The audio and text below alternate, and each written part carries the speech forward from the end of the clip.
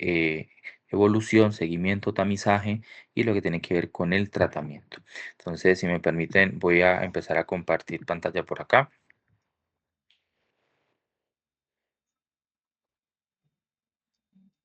Confirman, por favor, si se ve bien la presentación y si tenemos buen audio. Fuerte y claro, Doc. Muchas gracias. Bueno, entonces la charla va a ir dirigida hacia la nueva guía del 2026, también con unos matices, teniendo en cuenta la guía de 2024, la guía colombiana, que pues es como la que de alguna u otra manera también nos rige un poco en lo que tiene que ver con nuestro actuar médico. Nuevamente me presento, soy el doctor Juan David Solís, residente de segundo año de la Universidad Santiago de Cali, orgulloso egresado de la Unidad Central del Valle del Cauca, Tuluá, mi alma mater, mi casa. Como también lo dijo el doctor Chalapud, orgullosamente he tenido la oportunidad de guiar procesos de aprendizaje.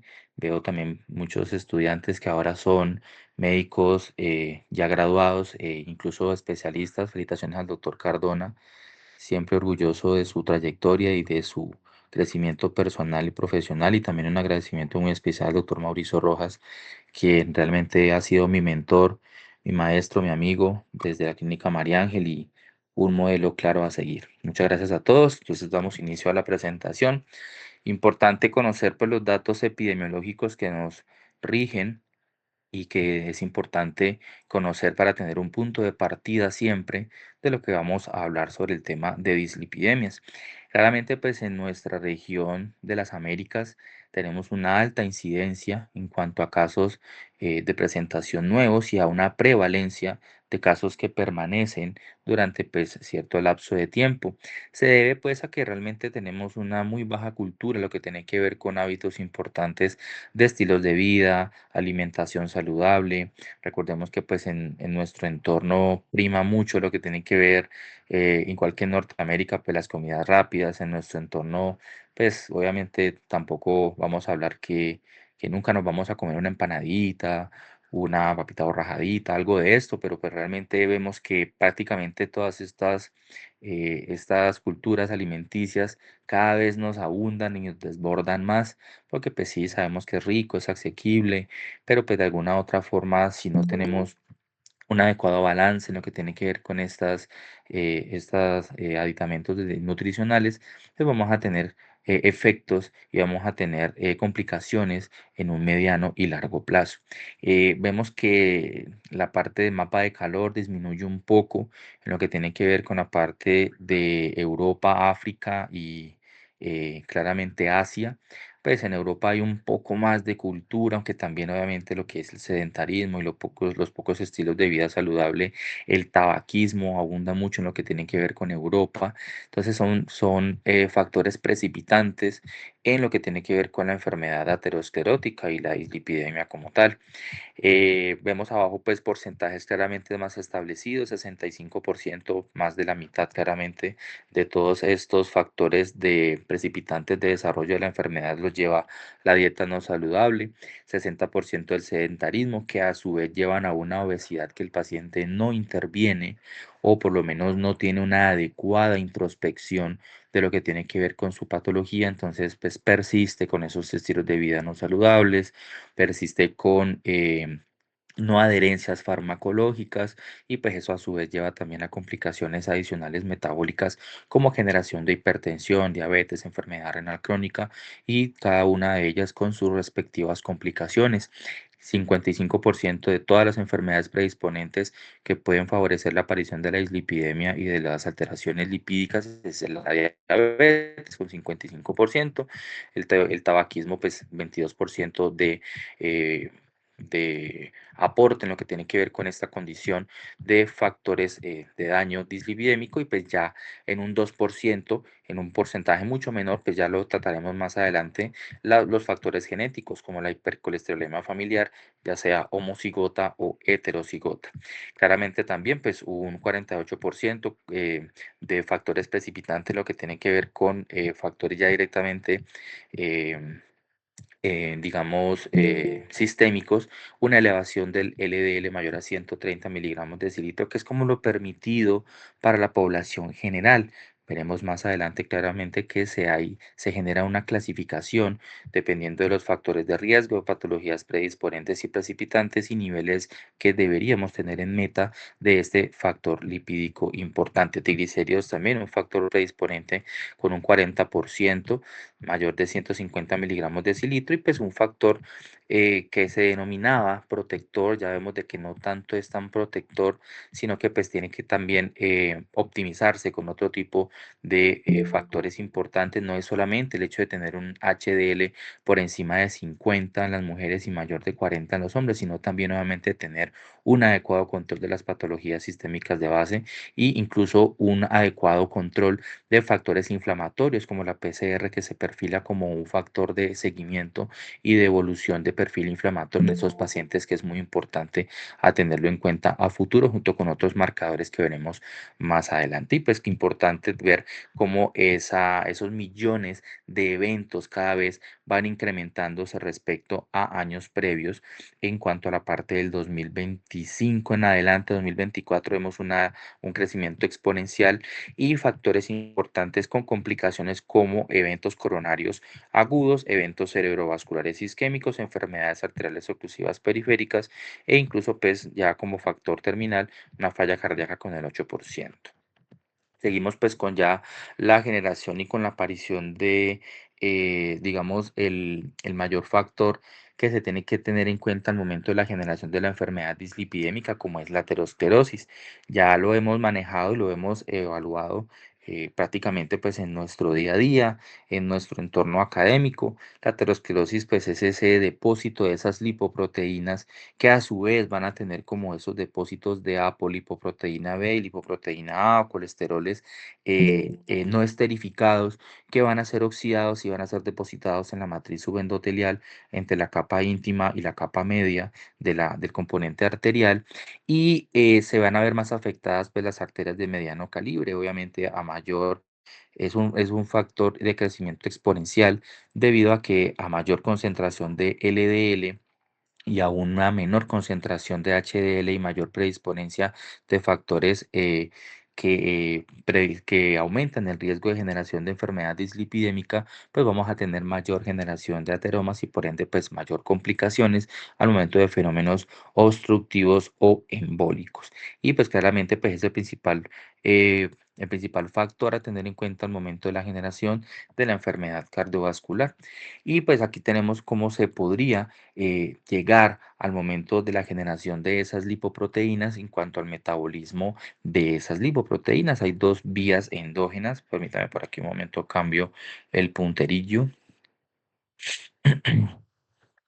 Entonces, vemos cómo a nivel del hígado, que es el principal órgano que hace la síntesis y el metabolismo de esas lipoproteínas, se generan dos vías de generación de ese metabolismo de estas lipoproteínas. Una vía exógena, que es directamente mediada por la parte intestinal y en parte también por el hígado, y una vía endógena, que tiene que ver directamente con la parte de los tejidos periféricos y con la parte interna pues, del metabolismo hepático.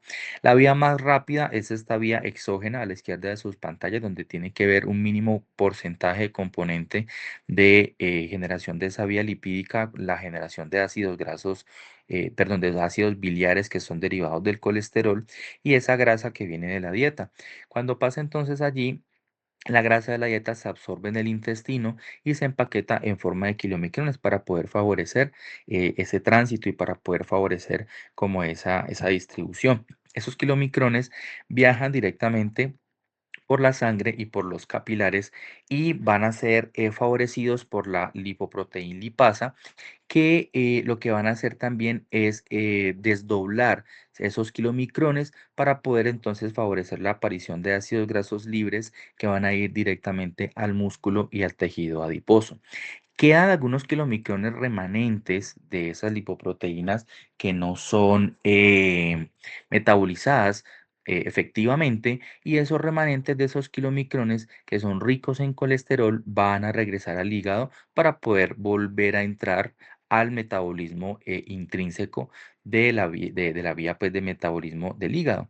Y esta vía endógena, que es mediada directamente por la acetil-CoA y la hidroximetil-glutaryl-CoA, que es debidamente mediado por la vía de la hidroximetil-glutaryl-coenzima reductasa, viene directamente a exportar el producto de esa vía endógena, que son directamente los lípidos ya establecidos en forma de VLDL o lípidos de muy baja densidad, que ya los vamos a ver más adelante uno por uno. Esos lípidos de muy baja densidad, principalmente expresados en forma de triglicéridos y de colesterol total, van directamente en sangre, y a medida que van siendo desdoblados por una enzima importante, que es la LPL, la lipoproteína lipasa, van degradando y van perdiendo factores de apolipoproteínas y de lipoproteínas, que van haciendo que su densidad vaya aumentando, y asimismo vayan generando cambios conformacionales que van a permitir ir directamente a los diferentes tejidos para poder aportar en lo que tiene que ver con los metabolismos oxidativos y de generación de energía. Entonces, al ir perdiendo esos factores de apolipoproteínas, esos factores lipídicos, entonces van pasando de lípidos de muy baja densidad a lípidos de densidad intermedia, hasta que llegan a favorecer también la aparición de lípidos de baja densidad y a lípidos de alta densidad.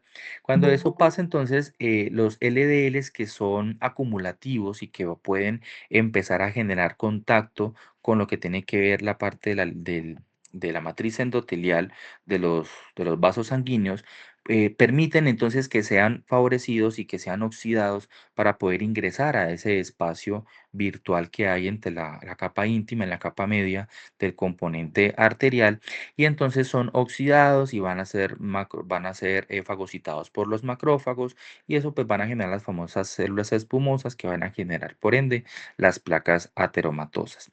Ya digamos, los rezagos que quedan de ese LDL van a ser convertidos, o también los sobrantes que van a quedar de esa utilización de los tejidos periféricos, generando importante componente a nivel de las membranas y de hormonas esteroideas, como lo son el cortisol, que es una de las principales hormonas que se benefician de la generación y de los depósitos de LDLs, van a ser entonces expresados en cuanto a moléculas de HDL, que van a ser entonces también regresados o esterificados al hígado por medio de la enzima LCAT, que es la lecitin-colesterol acetiltransferasa. Entonces va a permitir que ese HDL se esterifique, ingrese directamente al componente hepático, y ese LDL, que también queda como ese remanente, como ese sobrante, va a ser también intercambiado por esa enzima, que es la CETP,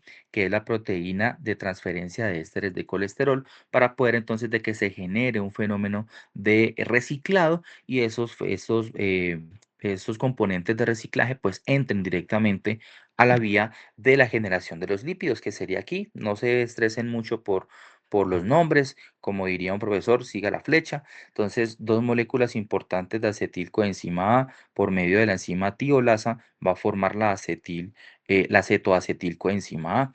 Esa enzima de acetoacetilcoenzima A, por medio de la hidroximetilglutarilcoenzima A sintasa, va a generar un fenómeno de pérdida de grupos de bases nitrogenadas, generando la 3-hidroxi-3-metilglutarilcoenzima A. Nuevamente, esa enzima es sintetizada por medio de la hidroximetilglutarilcoenzima reductasa, que esta enzima es la que se encarga de ser bloqueada por los medicamentos de estatinas. Cuando esto pasa, entonces nuevamente eh, esa enzima de hidroximetilcoenzima reductasa hidroliza nuevamente esa enzima, haciendo que se pierda nuevamente bases nitrogenadas, generando mevalonato. Ese mevalonato, por medio de mecanismos de desnitrificación, va a generar unidades de isopreno activos, que nuevamente se van a desnitrificar por medio de la escualenosintasa, formando escualeno. A su vez va a generar la anosterol, y por último el paso activo, que es la hormona, que es el colesterol total que conocemos, expresado por medio de moléculas de muy baja densidad, que son las que van a salir a la circulación sistémica y pues van entonces a generar entonces todos los aportes metabólicos sistémicos que conocemos. Y así sería más o menos una molécula de colesterol que van directamente con componentes esterificados en su interior, con algunos colesteroles libres en su pared y viene que son conformaciones directamente en anillos isocaédricas que van a ser apoyados por enzimas de soporte como lo son las apolipoproteínas A, B48, apolipoproteína E y apolipoproteína C. Cuando esto pasa, entonces ya tenemos las dos moléculas importantes que son el triglicéridos y pues el colesterol. El colesterol debido a la pérdida de esos factores de, de lipidificación por medio de la enzima lipasa lipoproteína transferasa. Entonces vamos a ir viendo cómo cambia su conformación y va a ver cómo va ganando densidad y va generando entonces los diferentes tipos de colesterol que conocemos. Aquí una imagencita donde simplemente nos va a ver cuáles son las diferencias entre los triglicéridos y el colesterol. Importante, ya lo vimos, el colesterol en lo que tiene que ver con la construcción a nivel de las paredes celulares de la mayoría de nuestras células corporales y también importante con el aporte en cuanto a la generación de hormonas, hormonas que tienen como base, aparte del colesterol, y los triglicéridos, importante, lo que tienen que ver es principalmente con la generación y almacenamiento de energía, que es lo que vamos a conocer como las calorías. Importante, pues el triglicérido viene directamente de los alimentos, mientras que el colesterol también pues, va a tener una síntesis más relacionada a nivel del hígado. Ambas viajan como VLDL, pero a medida, como les menciono, el colesterol va perdiendo esos componentes lipídicos, va ganando densidad y pues va generando los diferentes tipos de colesterol. Y pues claramente ambos van a tener efectos importantes en cuanto a sus acúmulos para poder generar enfermedad cardiovascular, cerebro cardiovascular. Los triglicéridos ya sabemos que por encima de 800 va a tener unos depósitos a nivel de las células acinares del páncreas, lo que va a generar un fenómeno obstructivo, generando pues, los fenómenos de pancreatitis aguda de origen lipídico. Y pues lo importante tenemos que ideal tener unos niveles de referencia de triglicéridos por debajo de 150 y un colesterol por encima de 200. Esta sería con una molécula importante de triglicéridos donde vemos de que tiene el factor importante de conformación mediado por apolipoproteínas, la B100, la B48. Tenemos también aportes de apolipoproteína E, C y A. Y lo importante es que ese triglicérido por medio de la enzima lipasa se va a desdoblar en ácidos grasos libres y en componentes simples de monoacilglicerol, que lo que vienen es entrar directamente al enterocito para poder generar depósitos y poder aportar en lo que tiene que ver con la generación de energía y por parte de fenómenos nuevamente de reversión sin tasa, va nuevamente a formar kilomicrones y esos van a ir viajando por el sistema linfático para ir a depositarse o a utilizarse donde se requiera. Y a medida, como les menciono, que esas moléculas van ganando densidades y a su vez van perdiendo componentes lipídicos, se van generando los distintos tipos de colesterol. Entonces tenemos el HDL, que es el lípido de alta densidad, mediado y principalmente por ésteres de colesterilo. Vemos que la densidad es de alta, de 1063 a 1210 y miren también su conformación.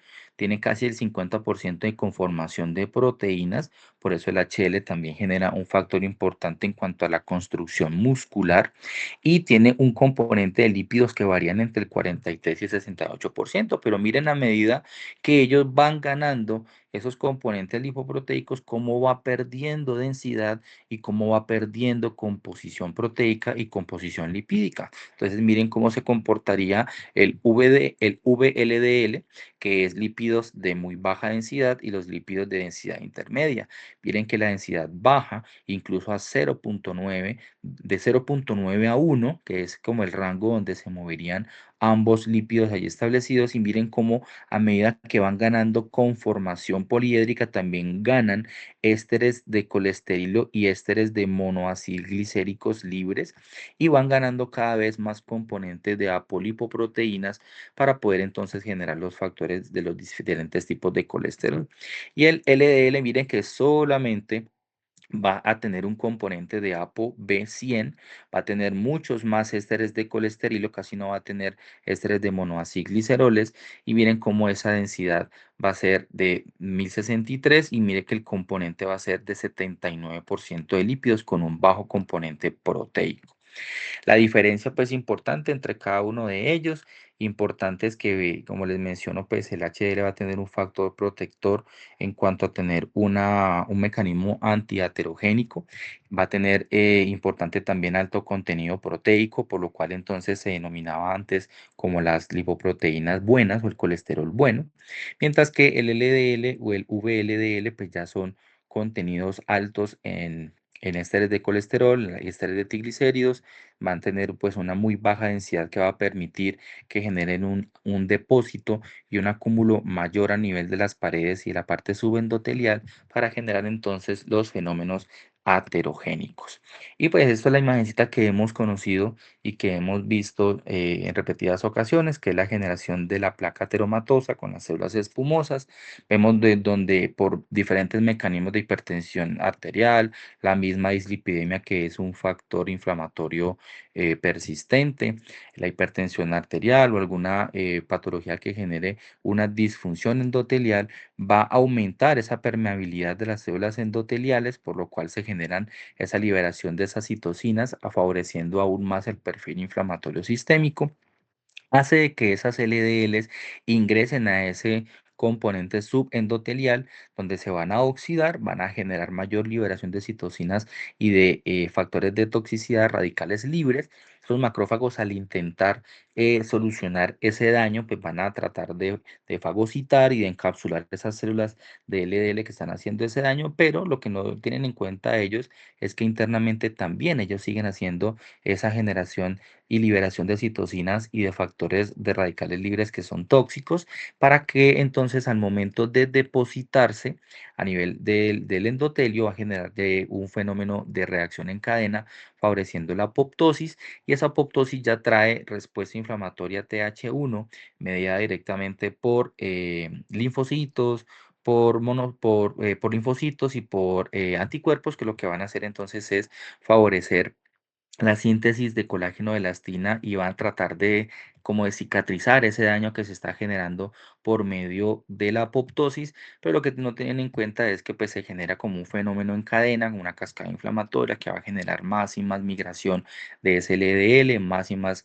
generación de respuesta inflamatoria sistémica, va a tratar el organismo de encapsular esa lesión por medio de ese colágeno, pero pues recordemos que esto es una placa blanda, que es la que se genera con mayor posibilidad de ruptura, y cuando ya se erosiona esa placa es que tenemos ya la generación de los principales, las cascadas de coagulación para poder tapar ese daño, generar el coágulo, y pues allí entonces tenemos el fenómeno trombótico. Y si es lo suficientemente fuerte o hay un flujo turbulento o hay elevaciones de presión arterial sistémica o hay factores que me permitan que ese coágulo no se adhiera adecuadamente al proceso de lesión endotelial, pues tenemos los fenómenos tromboembólicos, y pues allí tenemos ya enfermedades cerebrocardiovasculares o enfermedades pues a distancia que van a ser también complicaciones importantes de la enfermedad aterosclerótica.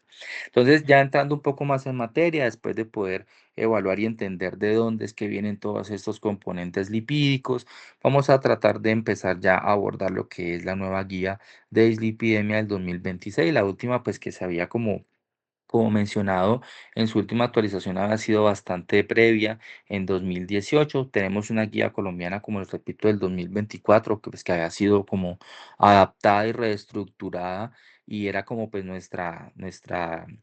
como nuestra base de tratamiento y nuestra base en cuanto de seguimiento de esos pacientes, pero pues ya se sacó el consenso por medio de la AJA en el 2026, donde pues se actualizan varios temas a tener en cuenta en esta guía.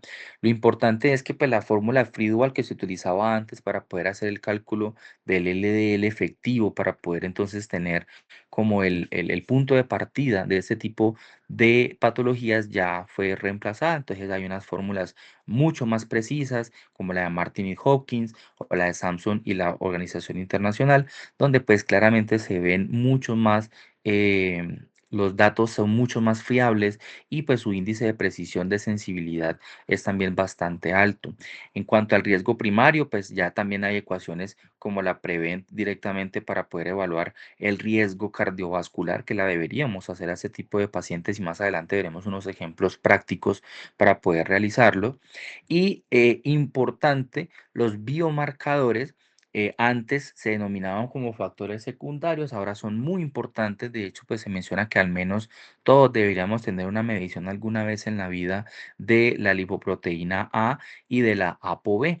La lipoproteína por lo menos una vez para mirar qué tanto componente aterogénico tenemos y la ApoB si la podemos tomar no de forma rutinaria, pero sí de forma secuencial para ver el grado de lesión aterogénica que podemos estar en riesgo de presentar.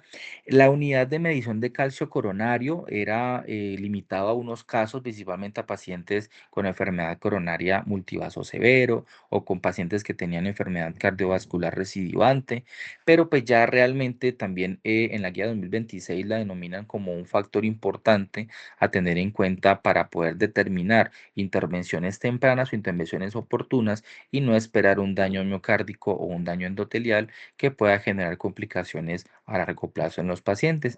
Y los triglicéridos, pues antes eran considerados también como algo muy secundario, pero pues ahora realmente lo vemos como un factor importante al momento de tomar decisiones y conductas médicas, ya que no solamente se evidencia el colesterol como un factor importante de degeneración de la placa de ateroma, sino también los triglicéridos que generan no solamente una perpetuación del fenómeno inflamatorio, sino que también van a generar daños secundarios importantes o una coexistencia de daño junto con los diferentes tipos de colesterol, principalmente pues el LDL.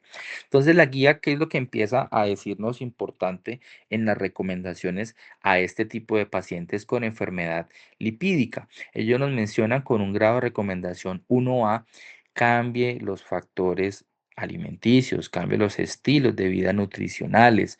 ¿Qué nos recomiendan ellos? Las grasas saludables, ácidos grasos poliinsaturados, omega 3, 6 y 9, ácidos grasos monoinsaturados que están principalmente en los frutos secos y en los peces, nueces, maní, nuez de macadamia, pistachos.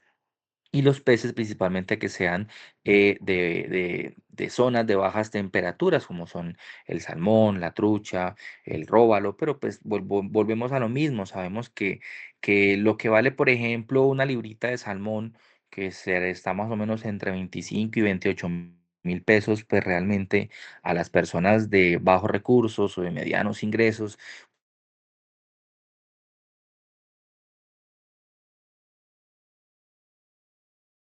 pues en vez de esos 25.000 donde se pueden, o 28.000 pesos, pues van a tener su librita de arroz, sus lentejas, sus frijoles, su carnita, su chicharroncito, que igual de todos modos genera un aporte nutricional calórico alto, pero pues también genera un aporte graso alto que van a aumentar los riesgos de generación de enfermedad lipídica. Entonces también tenemos que evaluar el contexto en el cual se desenvuelve el paciente, porque la queja que siempre, es la queja que siempre menciona el paciente en las consultas. No, yo fui donde el nutricionista, doctor, y él me quitó todo y me mandó a comer que salmón, que trucha, y pues no, doctor, eso es muy caro y yo no puedo. Entonces yo trato de hacer el esfuerzo, pero realmente no me da. Entonces son factores socioeconómicos a tener en cuenta con esos pacientes, porque pues el señor que vive del mínimo y lo van a mandar a una dieta súper estricta que le va a generar también disminución en cuanto al aporte de otros, de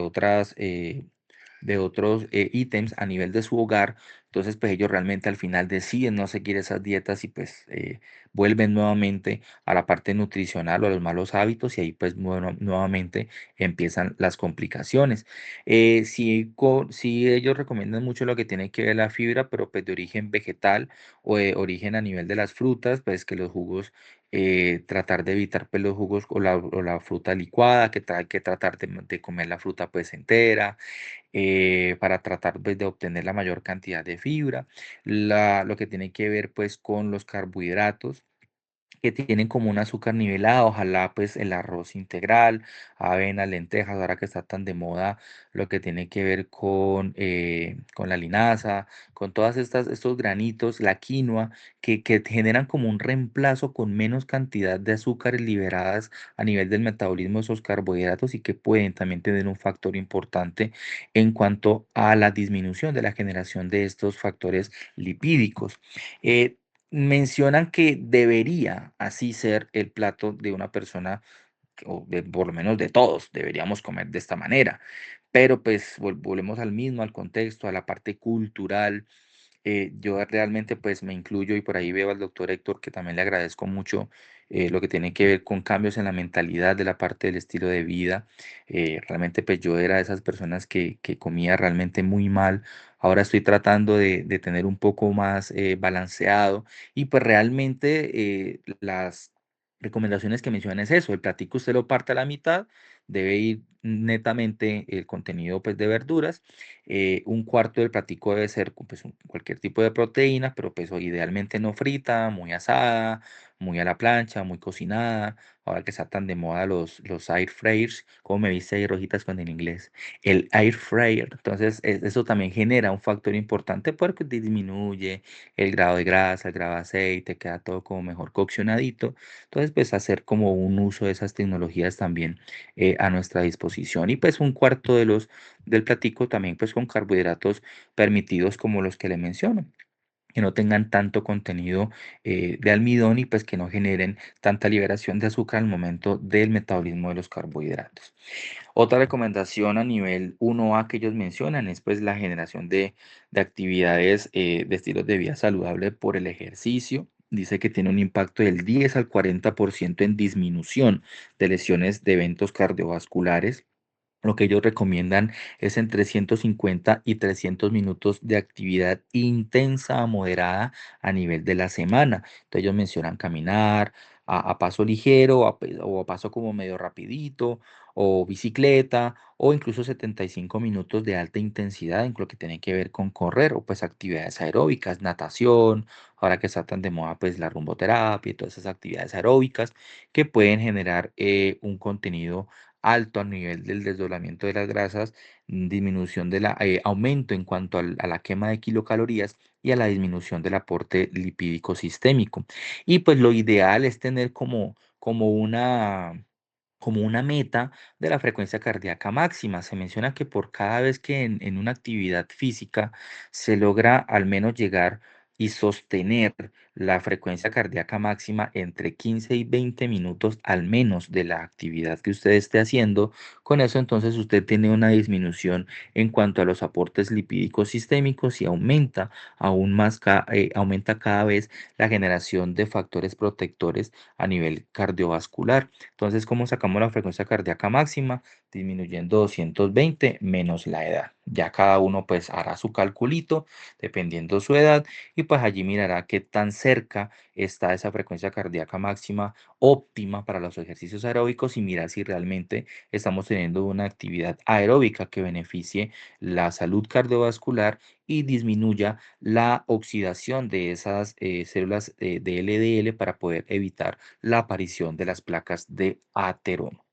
En cuanto a la prevención primaria, ellos claramente evalúan importante lo que tiene que ver con la observación, control, tamizaje y seguimiento de los pacientes que hasta el momento no tienen una enfermedad cardiovascular establecida, pero que tienen alto riesgo de generarla, claramente evitando que ese fenómeno se presente. ¿Quiénes van a tener pues especial énfasis en este control primario? Pacientes que tengan ya enfermedades de riesgo como hipertensión, que ya tengan alteraciones del perfil lipídico, que tengan presencia de diabetes o incluso de prediabetes, pacientes con obesidad o pacientes con otro tipo de enfermedades metabólicas sistémicas como el hipotiroidismo, que favorece también la generación de fenómenos de obesidad, alteración de resistencia a la insulina, también generan alteraciones en cuanto a la resistencia de la lipólisis, favoreciendo aún más los aumentos de los niveles de LDL. Aquí importante, si el paciente claramente tiene un consumo de tabaco, un consumo etílico, cesarlo absolutamente. Si de pronto es difícil para él hacerlo pues de forma voluntaria o de forma por iniciativa personal, ayudarnos con equipos de salud mental, psicología, psiquiatría y si es el caso, fármacos que el psiquiatra considere como el bupropión o terapias de salud ocupacional. Aquí importante, pues según la clasificación de riesgo que veremos más adelante, miramos si es necesario el inicio de terapias farmacológicas y pues importante modificar intensivamente esos factores de riesgo. Y la prevención secundaria es a pacientes que ya han tenido un evento cardiovascular o una enfermedad aterosclerótica, pues evitar claramente reincidencias, tener una adherencia en cuanto a los fármacos establecidos si tiene, por ejemplo, inclusiones de stents, evaluar los tiempos de terapias duales de antiagregancia plaquetaria, mirar si el paciente realmente requiere 12 meses o podemos hacer una terapia simplificada de 3 a 6 meses, incluso según evaluando fenómenos de riesgo en cuanto a la parte de sangrados, evaluar las estatinas de alta intensidad, enfermedades renales crónicas que se beneficiarían de inicio de IECAS, ARA2, beta bloqueadores si corresponde, y control estricto de factores de riesgo. Ahora que está pues también tan de moda el uso de medicamentos inhibidores del cotransporte de sodio glucosa para pacientes con enfermedades cardiovasculares establecidas con FEBI reducida o sin FEBI reducida, con FEBI preservada, y también recordemos la importancia del ISGLT2 y la finerenona para enfermedad renal crónica en pacientes con diabetes que tengan algún grado de compromiso de órgano blanco adicional. Ya entrando un poco más en materia, vemos entonces las metas que tenemos que tener para ese tipo de pacientes. Entonces vemos que para pacientes que ya vamos a ver cómo clasificaríamos esos pacientes en muy alto riesgo, riesgo moderado o bajo riesgo, cada uno de esos riesgos de clasificación va a tener una meta de umbral para el colesterol LDL, el colesterol no HDL, las ApoB, los triglicéridos y las lipoproteínas A. Pero desde el 2022 se acuñó un término que para algunos médicos de consulta o para algunos incluso especialistas, con el respeto que ellos merecen, a veces pasan por alto o claramente se nos olvida, pues claramente es mucha carga de información, pero tener en cuenta que el riesgo cardiovascular extremo existe. Fue establecido por la Sociedad Europea de Cardiología en su journal del 2022 y para este tipo de pacientes tenemos que tener un LDL por debajo de 40. Si de pronto en algún momento nos enfrentamos a pacientes internacionales o algunos laboratorios que expresen los diferentes tipos de colesterol por medio de milimoles, tenemos que tener presente que ese valor en milimoles que nos expresan algunos laboratorios para poder extrapolarlos a nuestras guías y a nuestras metas, o por lo menos a las metas que menciona también la guía de lipidemia 2026, la guía colombiana 2024. Para poder pasarlo a miligramos de silto tenemos que multiplicar por 38,67, que es la constante de conversión para poder pasarla de milimoles a miligramos de cilitro. Importante ese factor. Y miren cómo el riesgo cardiovascular extremo a veces lo tenemos al lado y lo pasamos por alto. Pacientes que tengan un score de clasificación de riesgo mayor del 20% y que además sean mayores de 60 años, que tengan un hábito tabáquico, que tengan presiones arteriales elevadas o en tratamiento y que tengan un colesterol total mayor de 6 o esté en tratamiento. Entonces, mire cuántos pacientes no hemos tenido con un score de riesgo de 20, que pues realmente casi nunca se calcula. Al final les enseñaré cómo lo podemos calcular, pero que adicionalmente, mire, tenga más de 60 años y fume, sea hipertenso y tenga un colesterol por encima 6 por 6, 36, me imagine, por encima casi de 300, un colesterol, y a veces lo tenemos, lo pasamos por alto. Entonces, en ese orden de ideas, empezar a concientizarnos de que el riesgo cardiovascular existe incluso para pacientes que no han tenido un evento cardiovascular establecido. Aquellos que ya tengan una historia de síndrome coronario agudo y adicional tenga otros eventos vasculares y que se hayan presentado en los últimos 2 años. Ese paciente que viene con un evento coronario en el último año o en el último 2 años y que adicional a eso también haya tenido un evento vascular por enfermedad arterial oclusiva periférica, por ejemplo. Este otro ítem que haya tenido anteriormente un síndrome coronario y también tenga una enfermedad vascular o que sea una enfermedad polivascular, que tenga múltiples compromisos a nivel de enfermedad arterial oclusiva periférica, que haya tenido un antecedente de un síndrome coronario agudo con una enfermedad multivaso. He tenido pacientes que hemos visto, tanto en el servicio de urgencias como en la consulta externa, de que ha tenido una enfermedad multivaso, ha necesitado la revascularización miocárdica y aún lo siguen catalogando como muy alto riesgo y lo vemos con LDLs por debajo de 55. No, usted está en 50, 55, usted está regio, señor, usted está fantástico. Pues no, aquí lo importante es tenerlo por debajo de 40. Que también tenga un antecedente de un síndrome coronario agudo y tenga una hipercolesterolemia familiar homocigota o heterocigota. También lo ideal es tener un LDL por debajo de 40 y adicional que tenga un evento coronario agudo, un antecedente y que además tenga diabetes, o sea, diabético, y que con estos dos factores tenga al menos un factor de riesgo de los siguientes, que casi nunca se miden o casi nunca los pedimos. Por lo menos lo que hacemos en Clínica Occidente es tratar de que todos estos pacientes que tengan un evento coronario cardiovascular con uno, dos, tres stents o que ya haya necesitado enfermedad de revascularización miocárdica, siempre se vaya con una orden de lipoproteína A y o apolipoproteína B para que lleve a su control de cardiología y para que puedan evaluar realmente el riesgo secundario de lesión coronaria de este paciente y el riesgo incluso de posibilidad de reincidencias a futuro. Miren, antecedente del síndrome coronario agudo y diabéticos con un factor de riesgo adicional, un lipoproteína A por encima de 50. Mire que casi nunca tenemos esto, unos niveles de proteína C reactiva por encima de 3 para ver factores de mediadores inflamatorios y que incluso el paciente requiera un ciclo corto de 3 a 6 meses de colchicina, que también eso disminuiría ampliamente el factor inflamatorio y por eso disminuirían ampliamente los factores de reincidencia. Antes se evaluaba rutina o se enviaba rutinariamente la colchicina en eventos coronarios, pero ahora solamente si tenemos niveles persistentemente elevados de PCR por encima de 3 o que el paciente tenga una enfermedad renal crónica con una tasa de filtración glomerular por encima de 60. Vuelvo y les menciono, doctores, ¿quién no ha tenido un paciente con síndrome coronario agudo en antecedente, que sea diabético, que además tenga una enfermedad renal crónica y lo seguimos manejando con un LDL por debajo de 55 o incluso por debajo de 70? No, señor, usted tiene un LDL de 60, de 50, está bien, está maravilloso, está en la meta. No, existe el riesgo cardiovascular extremo y esta tablita es importante que se la lleven para su consultor o para tener en cuenta y concientizarse de que existe el riesgo cardiovascular extremo e incluso los niveles de LDL deben ser menores o deben ser más inferiores a lo que tenemos presupuestado.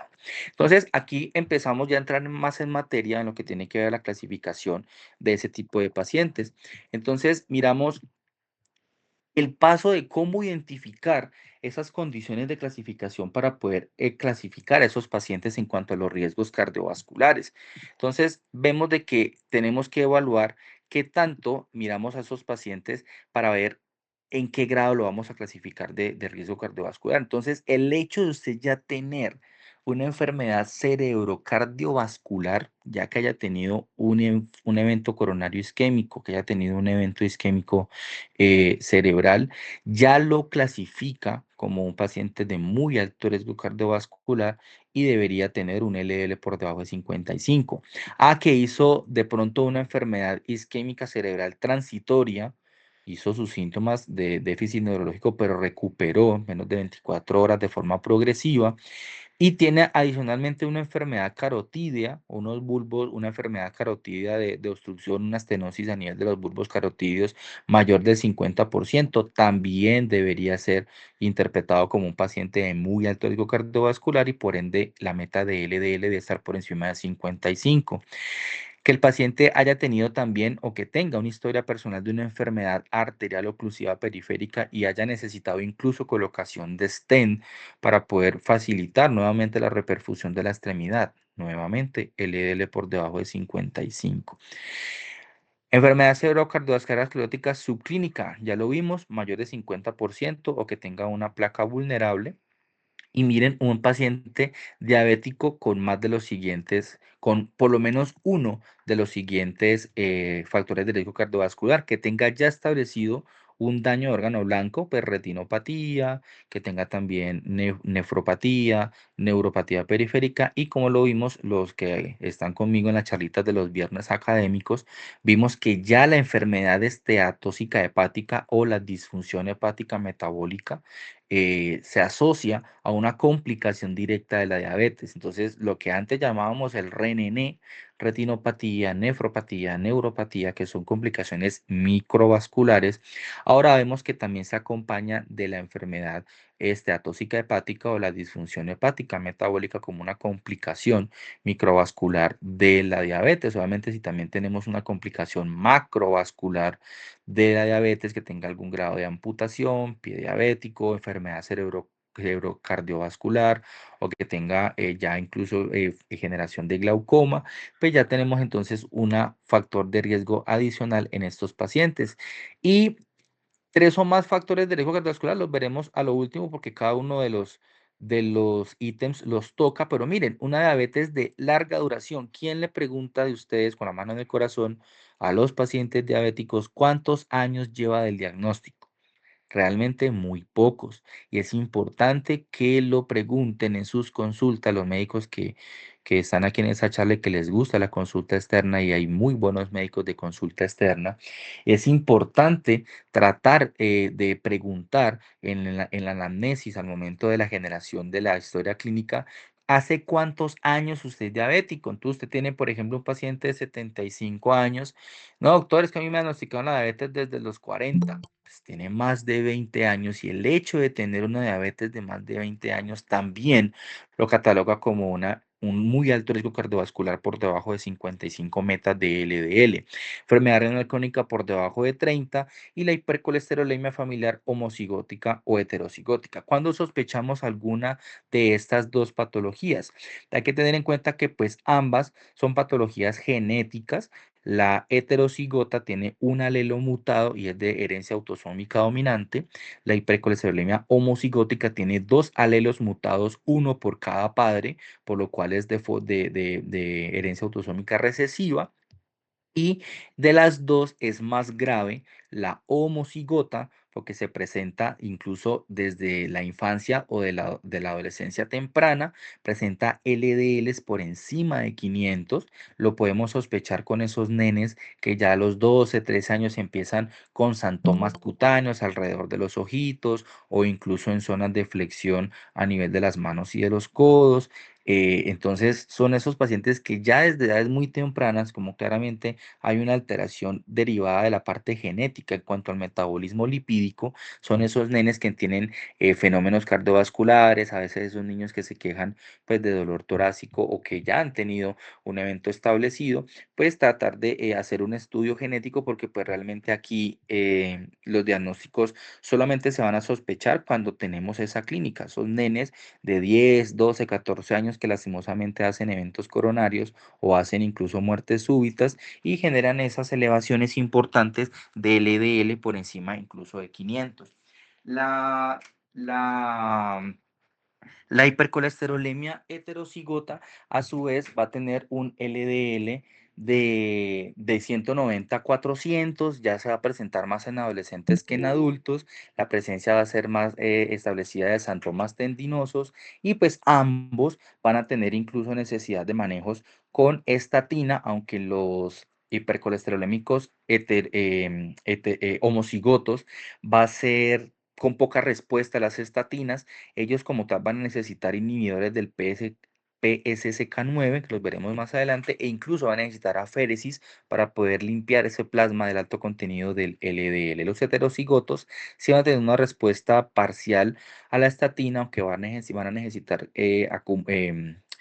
manejos conjuntos con ezetimibe y responden bastante bien a los inhibidores del PCSK9. Esos serían los pacientes de muy alto riesgo cardiovascular.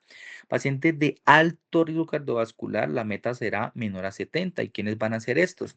Pacientes que tengan un SB aterosclerótico subclínico, paciente que de pronto hace un evento cerebrocardiovascular transitorio, o que de pronto a sus pacientes con factores de riesgo, hipertensión, diabetes, obesidad, se le hace un hallazgo incidental de alguna placa, una obstrucción a nivel del bulbo carotidio, pero es menor a 50%.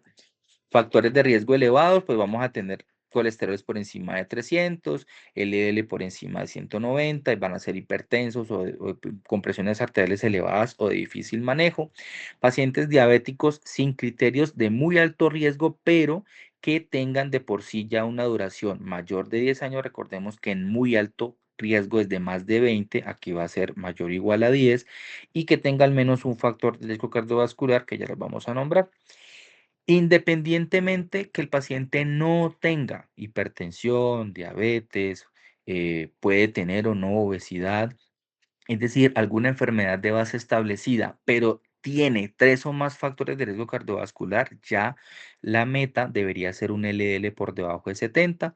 La tasa de filtración glomerular para la enfermedad renal sube de 30 a 60 aproximadamente.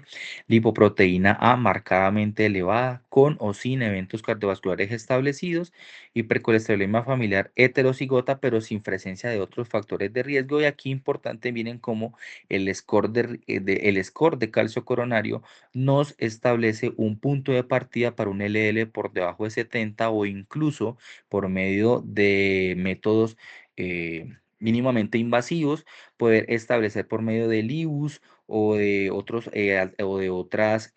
estrategias de evaluación de obstrucción coronaria, evaluar si el paciente se beneficia incluso de una angioplasia o de la colocación de un stent temprano para evitar isquemias coronarias a futuro.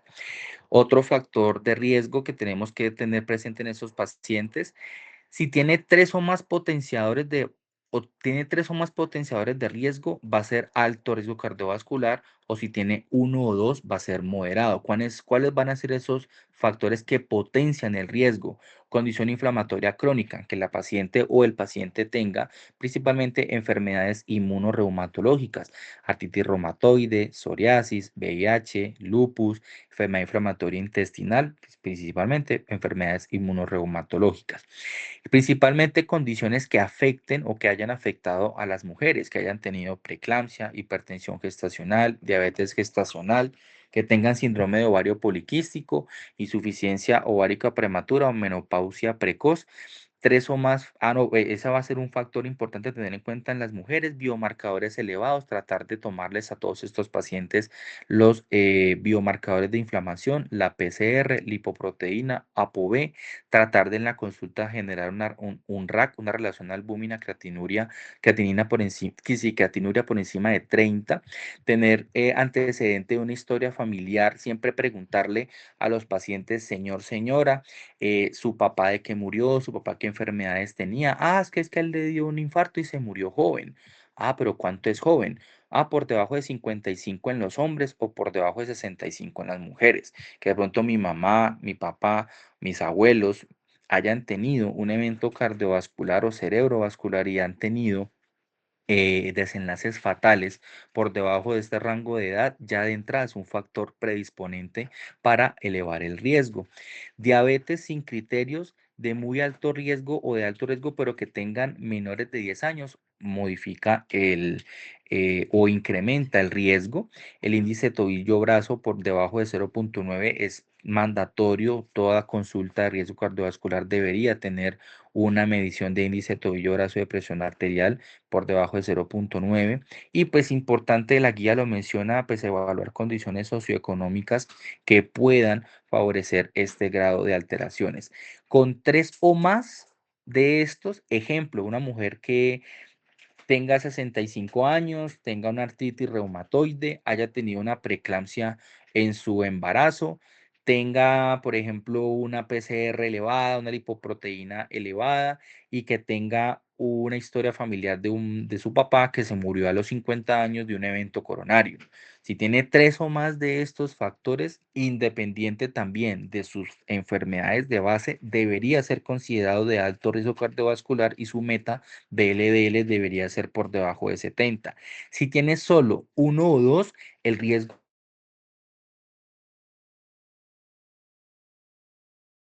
baja. Y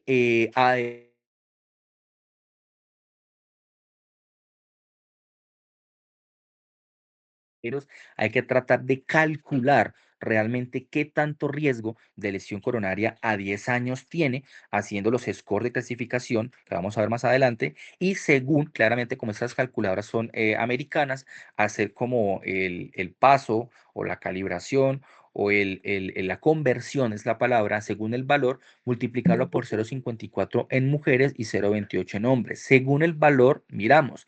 Si ese valor por encima del 20% nos da el cálculo, tenemos un paciente de alto riesgo y las intervenciones deben ser mucho más intensivas. Si ese score nos da de 5 a 20, nos clasifica un riesgo moderado y también lo clasificamos en los riesgos de metas de LDL. Y si tiene pues por debajo de 5% de riesgo, pues mirar que es un bajo riesgo, pero hacer intervenciones de estilos de vida, modificaciones de estilos de vida saludable, de dieta, de ejercicio, que cese el hábito tabáquico y etílico, que disminuya de peso, que disminuya el perímetro abdominal. Si tiene prediabetes, pues que según las indicaciones de las guías, si tiene un índice de masa corporal por encima de 35 o a pesar de las intervenciones por más de 3 meses, esa hemoglobina glicosilada sigue por encima de 5,5 hasta 6,4, debería incluso medicarse con metformina, que sería uno de los medicamentos iniciales para el manejo de la prediabetes. Entonces, todos esos riesgos, tratar de intensificarlos y hacer los cálculos de riesgo y miren los factores de riesgo cardiovascular. Tener por encima de 65 años, tener por 75, más de 75 dobla el riesgo de puntaje, tener hipertensión arterial, el hábito de tabaco, la prediabetes, un síndrome metabólico, sedentarismo, enfermedad crónica basada por obesidad, un índice de masa corporal por encima de 30, obesidad abdominal, importante también en las consultas de riesgo cardiovascular, hacer una medición del perímetro abdominal por encima de 94 en hombres y más de 90 en mujeres es de riesgo, enfermedad esteatóxica hepática, lo que hablamos en la charla anterior, el hígado graso, les repito a los que estuvimos en la charla del viernes anterior, no es igual a dieta y ejercicio. No es igual a dieta y ejercicio. Hay que tratar de estadificar los pacientes por medio del FIB-4, pedirles transaminasas, pedirles un hemograma para evaluar el grado de las plaquetas, según el grado de la edad, hacer un cálculo valga la redundancia, en esas calculadoras médicas y según el rango del FIB-4, evaluar incluso si el paciente requiere la evaluación por medio de imagenología tipo elastografía. Y ya con esa elastografía, entonces miramos qué tan severo tiene el grado de compromiso fibrótico o cirrótico, o lo ideal es no llegar hasta una fibrosis o una cirrosis, porque eso pues aumenta el riesgo de un hepatocarcinoma, pero si tenemos un paciente con un FIB-2 o un FIB-1 de riesgo, tratar de ofrecer una medicación para disminuir el grado de riesgo de generación de cirrosis. Entonces vuelve y juega el ISGLT2, que entra en este caso para evaluar ese tipo de pacientes y más si son renales crónicos o cardiópatas, mirar los que están de moda,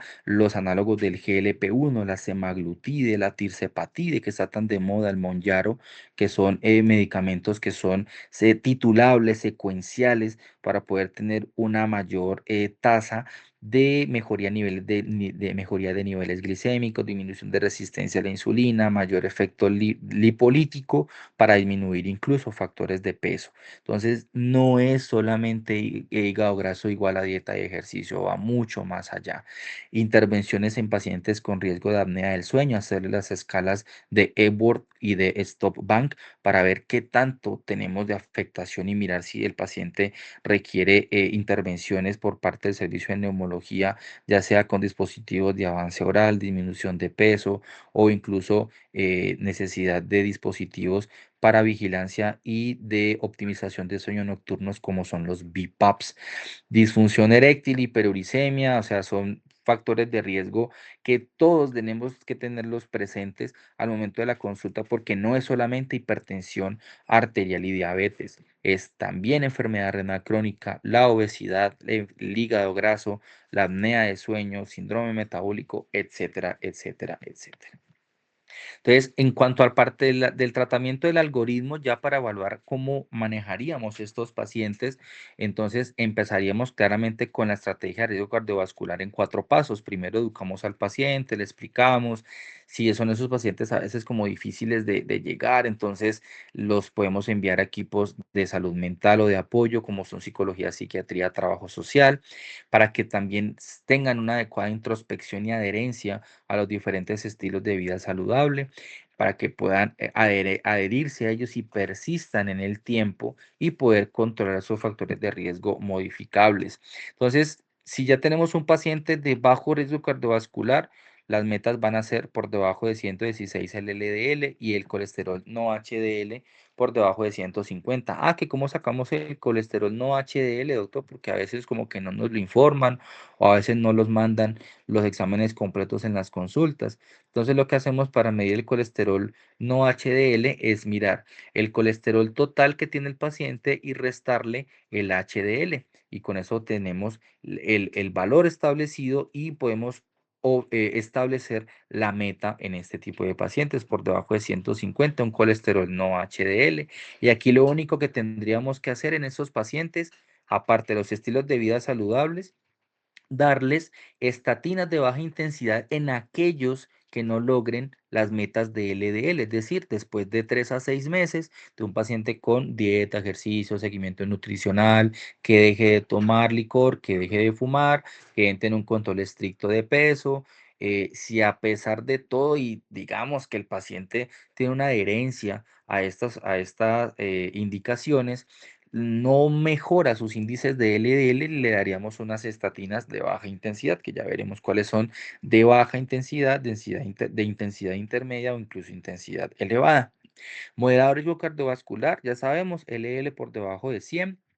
Aparte de los estilos de vida saludables, en ese tipo de pacientes ya deberíamos tener un tratamiento con estatinas de moderada o de alta intensidad. Vuelve y juega para pacientes que de pronto no hayan tenido una meta de LDL por debajo de 100 o que persistan con los valores por encima de las metas establecidas. Vemos entonces los pacientes de alto riesgo cardiovascular que tengan un LDL por debajo de 70, que es lo ideal, o que por lo menos hayan reducido más del 50% del valor inicial basal.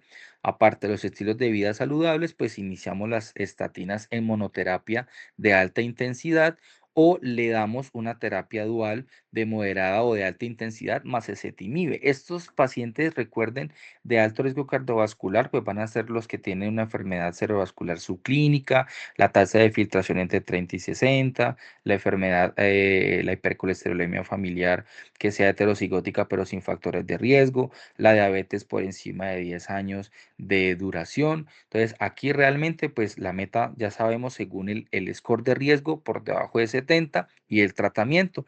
Para muy alto cardiovascular, la meta es por debajo de 55 y es fácil. Son esos pacientes que el hecho de ya tener un evento coronario isquémico, tener una enfermedad cerebrovascular isquémica, ya de entrada necesita tener el LDL por debajo de 55. Si además de eso le sumamos los pacientes que tienen tasa de filtración por debajo de 30, la diabetes por encima de 20 años de duración y que tengan más de 3 factores de riesgo cardiovascular que ya los vimos, la hipercolesterolemia familiar homocigota o heterocigota, necesariamente necesitan esos niveles por debajo de 55 o que al menos también hayan tenido una reducción más del 50% del valor basal. Aquí, ¿qué es lo que tenemos que tratar de hacer?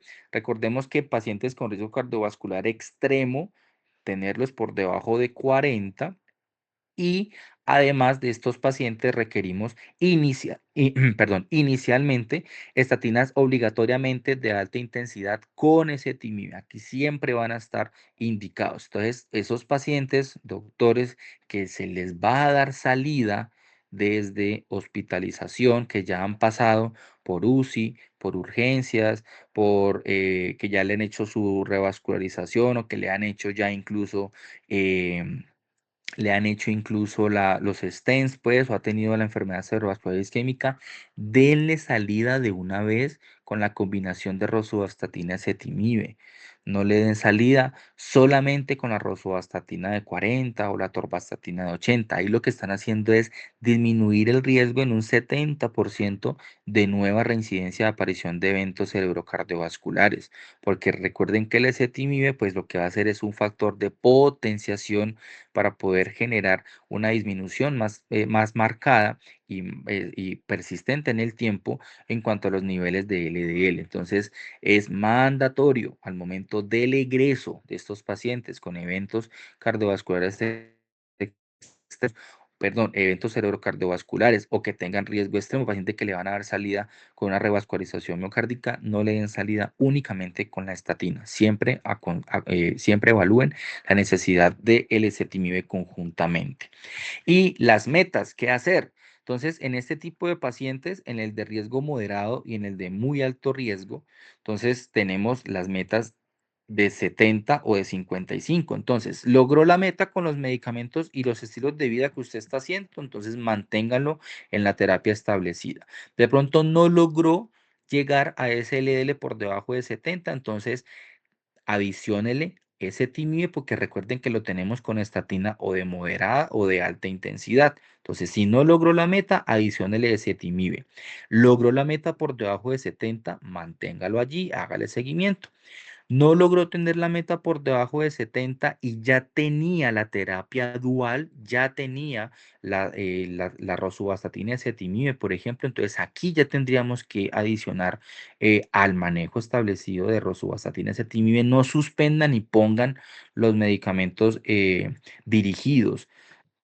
Adiciónenlo para que genere una mayor potenciación del tratamiento. Entonces, denle los inhibidores del PCSK9 y los inhibidores proteicos del RNA para dirigirse al PCSK9.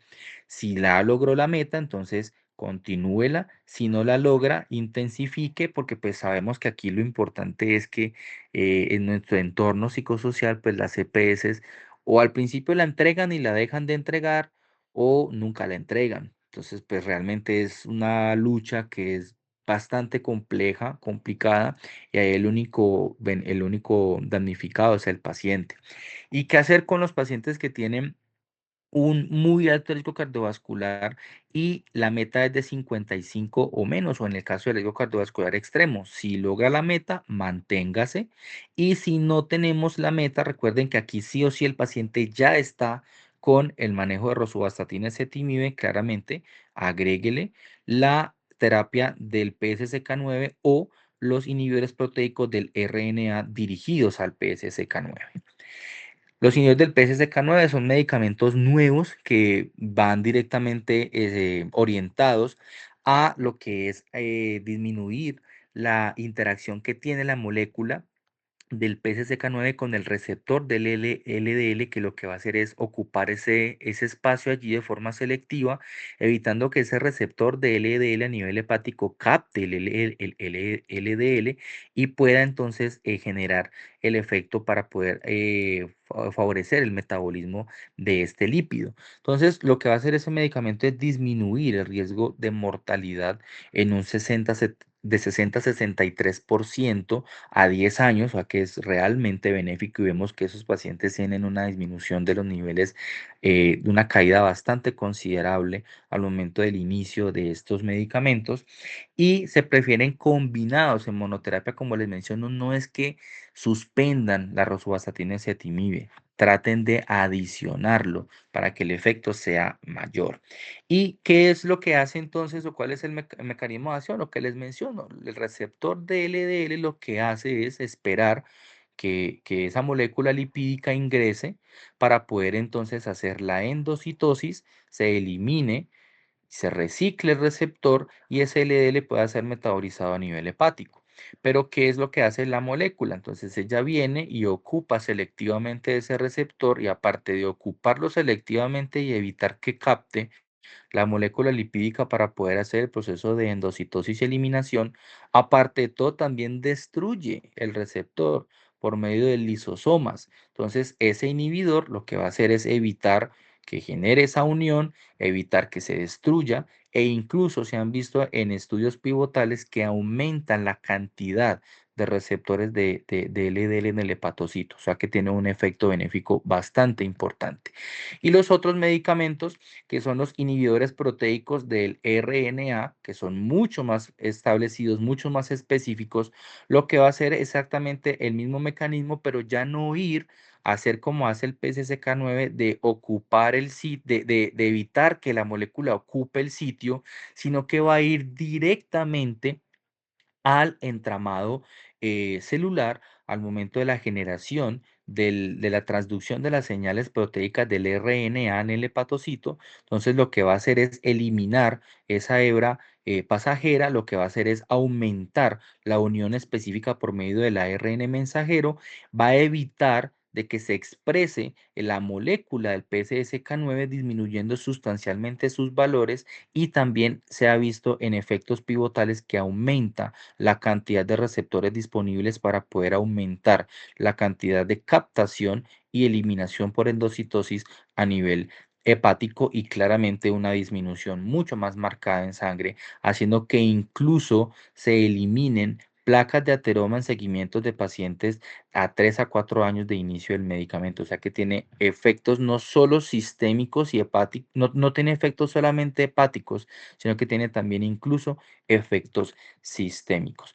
Otros medicamentos adicionales nos recomiendan el uso del ácido bempedoico, pacientes que requieran una disminución no tan marcada de LDL, pero que requieran llegar a la meta establecida. Entonces, ese paciente que siempre está ahí cerquita, pero que ya está en dieta, ejercicio, ha bajado de peso, tiene un buen control hipertensivo, tiene buen control de prediabetes, tiene buen control de hipotiroidismo, mejor la tasa de filtración glomerular, tiene todos los factores de riesgo cardiovascular en metas o compensados, dejó de fumar, dejó de tomar licor, pero siempre, digamos como vulgarmente pasa, le falta el centavito para el peso. Entonces no requiere una disminución tan marcada del LDL y aquí sería una indicación de inicio del medicamento o incluso pacientes que han tenido intolerancia a las estatinas, alergias, reacciones de hipersensibilidad o incluso rabdomiólisis. Y otro medicamento que también recomiendan las guías es el icosapentoato de etilo, pacientes que tienen muy alto riesgo y alto riesgo cardiovascular, pero que además tengan ya una enfermedad cardiovascular establecida, tengan diabetes más un factor de riesgo, que ya estén con estatinas y que adicionalmente tengan triglicéridos por encima de 150 y que el LDL no haya estado en metas o que permanezca entre 40 y 100, que se haya ahí como estancado y que necesiten tener por lo menos una disminución de riesgo por debajo de 50 de muy alto riesgo o por debajo de 70 en riesgo moderado, en alto riesgo, perdón. Aquí importante la necesidad de la medición de la ApoB. Es importante pues tratar de medirla después de alcanzar las metas de LDL para poder evaluar qué tanto riesgo tengo residual de una enfermedad cerebrocardiovascular, un síndrome cardiorrenal metabólico, qué tanto puedo llegar a compensar la diabetes tipo 2 y si tengo pues triglicéridos por encima de 150. Recordemos que la meta ideal es tener esa ApoB por debajo de 90 o según las guías de tratamiento también por debajo de 70, que sería como el nivel óptimo para esos pacientes de alto riesgo. Importante también la lipoproteína, lo ideal es tenerlo por debajo de 75, mayor o igual a 125 de un riesgo intermedio, mayor de 250 de un riesgo moderado, que se multiplica incluso por 2 y ya incluso pues valores por encima de 400 ya el riesgo se multiplica por 4. Importante pues tener como estos marcadores para poder tener un punto de partida y ver qué tanto riesgo tenemos con estos pacientes y son estudios que son autorizados y si son debidamente justificados, pues no deben ser negados. Aquí en cuanto al arsenal terapéutico que tenemos a disposición, ya vamos acabando, al final le tengo unos ejercicios prácticos pues para que podamos emplear todo lo que hemos mencionado. Tener en cuenta que pues las estatinas son como nuestra primera arma en cuanto al tratamiento antihiperlipemiante. Entonces a disposición tenemos la atorvastatina, rosuvastatina, simvastatina, pravastatina y lovastatina. Por aquí les dejo las presentaciones y el rango de dosis desde la dosis mínima hasta la dosis máxima. Importante, recuerden que para pacientes de muy alto riesgo cardiovascular y de alto riesgo cardiovascular, el tratamiento debe ser con ezetimibe de forma conjunta y más si tiene también riesgo extremo. Recuerden que la ezetimibe en el alto riesgo se adiciona si después del inicio de la estatina de moderada o alta intensidad no logramos la meta después de 3 a 6 meses de seguimiento. Entonces ahí deberíamos iniciar la ezetimibe con 10 miligramos día máximo. Ya los inhibidores del PCSK9, si tenemos pacientes que no llegamos a la meta, principalmente de alto riesgo, de alto riesgo, muy alto riesgo y de riesgo extremo, donde necesitamos tener metas establecidas de LDL que no se logran en el paciente. Entonces son jeringas que ya vienen prellenadas en 75-150. El arilocuma puede titular su dosis. Si de pronto a las 4 a 8 semanas, 1 o 2 meses, de un uso continuo, constante, con 75 miligramos y el paciente tiene un adecuado estilo de vida nutricional, disminución de peso y control de todas las patologías antes mencionadas, vemos que el paciente de pronto no logró la meta, podemos doblar la dosis hasta 150, incluso podemos llegar en titulaciones hasta 300 miligramos cada mes. Perdón, por aquí alguien quiere hablar o sonó algo por acá. Ay, se acabó. No, ¿Aló? era Perdón. simplemente el link de la asistencia en el chat. Ah, vale, perfecto. Muchas gracias. Seguimos igual, ya vamos a finalizar. El evolocumab ya es una única pluma de 140, donde la dosis también puede empezar a ser titulada. Empezamos con 140 cada 2 semanas, empezamos a subir según el grado de control de LDL hasta una dosis máxima de 420 miligramos mensuales. ¿Qué pasó con el punterito? Láser, muy bien. Otros medicamentos, los que hablamos, los inhibidores proteicos del ARN, el inclisiran, tenemos unas plumitas de 284, lo mismo. Aquí lo importante es que la dosis la podemos ir titulando de forma gradual. Iniciamos con 284, luego vamos a los 3 meses y ya luego continuamos cada 6 meses, mucho más cómodo para el paciente. A veces, a veces que alguno pues cada 6 meses. A veces como que es un poco más cómodo para ellos cada 6 meses. Los otros medicamentos que les menciono como de soporte para aquellos que no requieren tanta disminución del LDL, el ácido bempedoico, los ácidos grasos omega 3, 6 y 9 pueden ser utilizados en cualquiera de los scores de riesgo. El icosapentoato también, una capsulita de 1 gramo, máximo 2 gramitos 2 veces al día. Y los fibratos que son directamente ya para metas de triglicéridos según el grado de riesgo. La potencia de cuánto disminuyen aproximadamente en cuanto a colesterol total, colesterol LDL, colesterol HDL, triglicéridos y lipo-A. Vemos que pues, las estatinas tienen una disminución importante en cuanto a casi el 50% claramente según la potencia establecida de evaluación. Las estatinas de alta intensidad disminuyen entre 50 y 60% los niveles de LDL. Las nicestatinas según la dosis, si son intermedias, las estatinas de baja potencia ya tiene una disminución entre el 20 y el 25%. El ezetimibe vemos que si adicionamos claramente a la estatina, entonces ese 60-50% puede llegar a ser 70 o incluso 80 aproximadamente. Las estatinas no tienen tanta disminución de triglicéridos, pero vemos que las estatinas también de alta intensidad pueden llegar a tener una disminución de hasta el 30% de triglicéridos.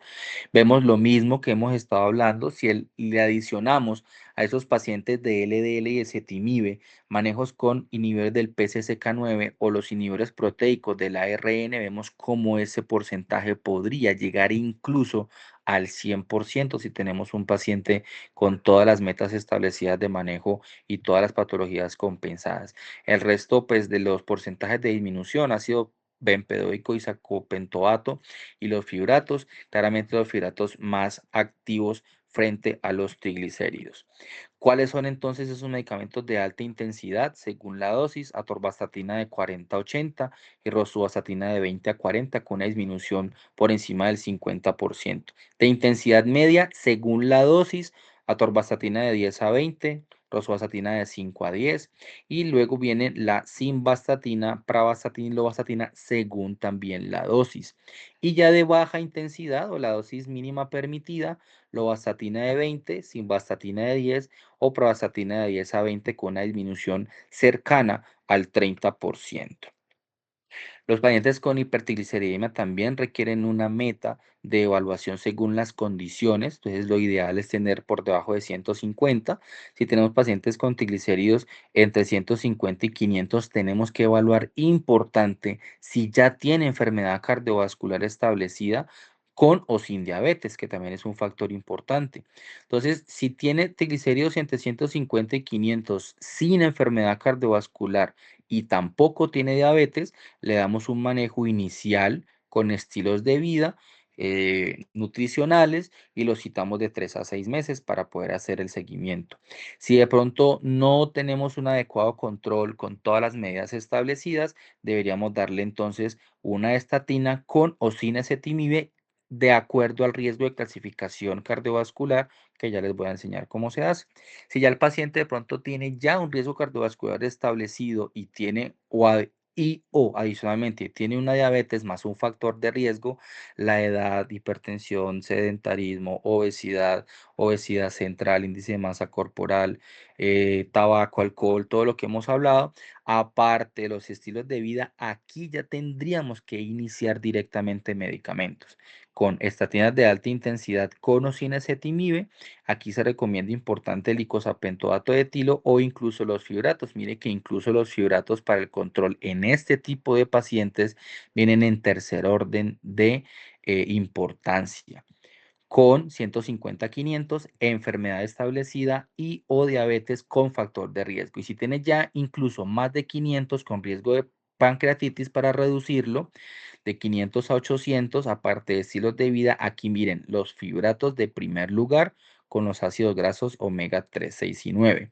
Si tenemos por encima de 800, pues estilos de vida, fibratos, ácidos grasos, y también tenemos que tratar de hacer un diagnóstico diferencial de trastornos familiares. Finalizar, casos clínicos de la vida real. ¿Quién no ha visto un paciente de estos? Abundan, ¿cierto? Bastante frecuente nos los encontramos. Pues tenemos a su paciente de 65 años, recuerden que la edad es importante. Por el momento, increíblemente, pues un caso hipotético, no tiene antecedentes personales, pero el papá murió de infarto a los 50 años. Pesa 90 kilos, mide 1,60, bajito, gordito, parece un barrilito, parece un liquid paper o un aguacate partido a la mitad, con la pepita ahí. Perímetro abdominal de 110, recuerde que por encima de 95 en los hombres y más de 90 en las mujeres es riesgo. Consulta ambulatoriamente solo porque tienen sensación de cefalea y mareo. Para le mandar unos exámenes, e importante, usted le evalúa que tiene un colesterol total de 240, los triglicéridos de 200, un HDL de 30 y tiene presión de 125/75. Ese es el paciente de todos los días. ¿Qué hacer?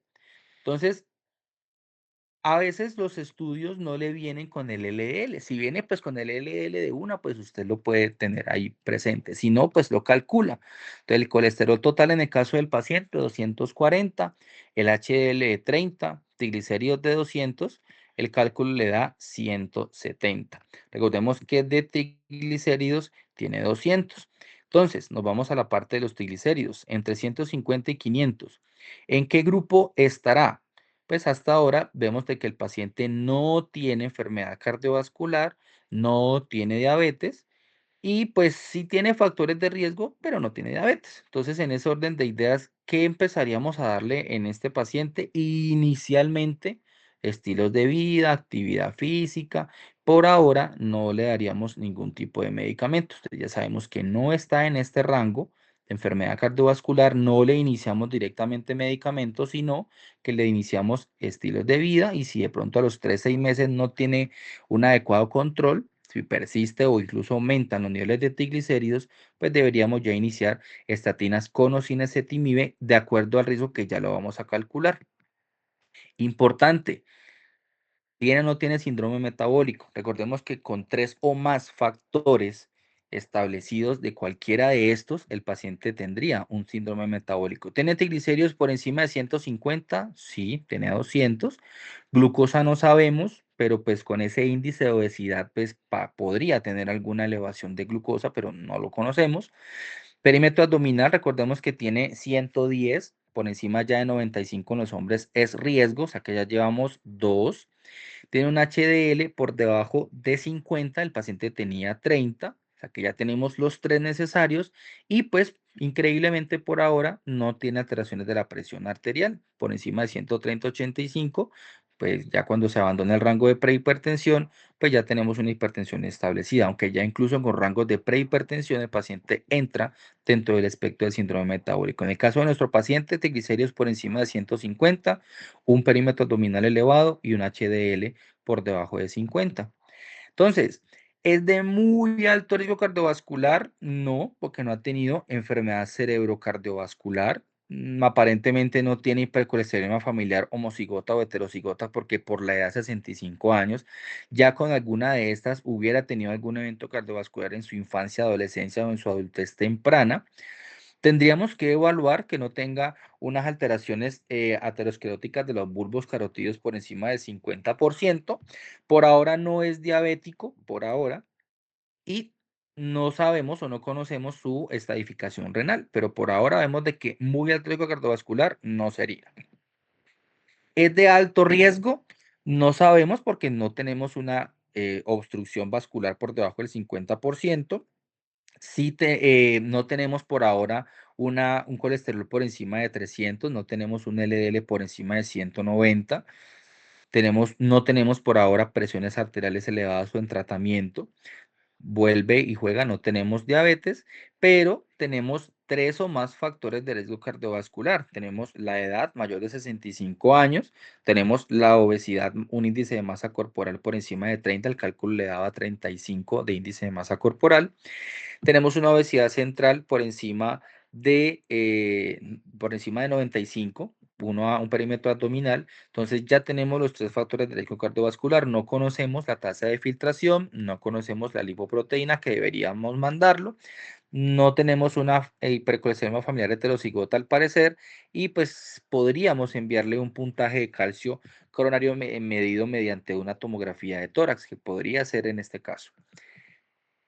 ¿Algún modificador que potencie el riesgo? Pues no tenemos antecedente de condición inflamatoria, no tenemos caso de que sea mujer, biomarcadores elevados no le hemos tomado, no conocemos su determinante de salud, podríamos hacerle el índice tobillo-brazo, pero pues no fue tomado en este caso, no tenemos diabetes y sí tenemos importante una enfermedad cardiovascular prematura. Recordemos que el papá murió a los 50 años, entonces moderado riesgo cardiovascular.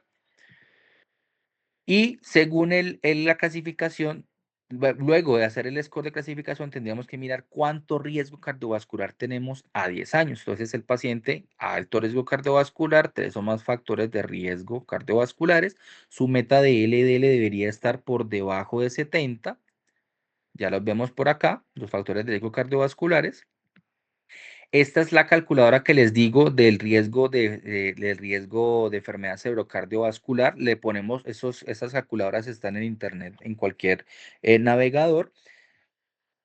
Incluimos la edad, en el caso del paciente 65 años, sexo masculino, raza blanquito, presiones establecidas en el consultorio 125/75, colesterol total 240, colesterol HDL de 30, LDL de 170, no tenemos historia de diabetes, no ha fumado, no está en tratamiento de hipertensión, no está en el momento con manejo con estatinas y tampoco tiene manejo con aspirina. El cálculo nos dio 8.8. Recordemos que para poder hacer el score de clasificación y de conversión a nuestro entorno debemos multiplicar por 0.54 si es mujer o por 0.28 si es un hombre. En este orden de ideas nos da un 2.46 que sería un riesgo bajo, por lo menos en este tipo de paciente para desencadenar un evento coronario en los próximos 10 años. Pero el diagnóstico es un alto riesgo cardiovascular, su meta debería ser por debajo de 70, Debemos iniciar estilos de vida saludable, dieta y ejercicio, iniciar con estatinas de alta intensidad, atorvastatina 40-80, rosuvastatina 20-40 y control en 3 meses con un nuevo perfil lipídico, además de adicionar los estilos de vida de grasas saludables. Podemos darle un poquito de omega 3, 6 y 9 y obviamente la parte de control nutricional, control de pérdida de peso, control de actividad física y todo lo conocido. Y el último ejemplo, un último ejercicio, tenemos una femenina, 77 años, esta sí es un poquito más complicadita, dice que es hipertensa, que es diabética, enferma renal crónica con una tasa de filtración en 44 y por su diabetes ya tiene una retinopatía diabética. También tiene una enfermedad renal crónica, sí, tasa de filtración glomerular por debajo de 60. Pesa 85 kilos, tiene unos 65 de talla, un perímetro abdominal de 85, ya está en manejo con rosuvastatina y ezetimibe 40 días por un año porque tiene un antecedente de una enfermedad, de un evento coronario con 2 stents, pero desconocemos su anatomía. Los estudios que aporta la historia, un colesterol de 160, triglicéridos de 100, HDL de 40 y una glicosilada de 8.7, o sea que su diabetes no está controlada y su presión 110/70. Entonces, vuelve y juega. Recordemos que sus triglicéridos son de 100. Entonces, ya está con tratamiento de ezetimibe y rosuvastatina, ¿cierto? Hacemos el cálculo del LDL porque no nos lo aporta, solo aporta colesterol, triglicéridos y HDL. Entonces, hacemos el cálculo, por aquí da 100. Entonces, empezamos a tener ese valor por ahí en remojo, ¿no? Un LDL de 100 y ya viene con un año de rosuvastatina, ezetimibe. Los triglicéridos están en 100. De 100 a 105, de 150 a 500 sería para hacer intervención. Tiene por debajo de 150, o sea que está en metas. O sea que el paciente, esos triglicéridos, digamos, que ya están compensaditos. Ya habríamos iniciado los estilos de vida y ya está en manejo con estatina y ezetimibe, que sería lo ideal.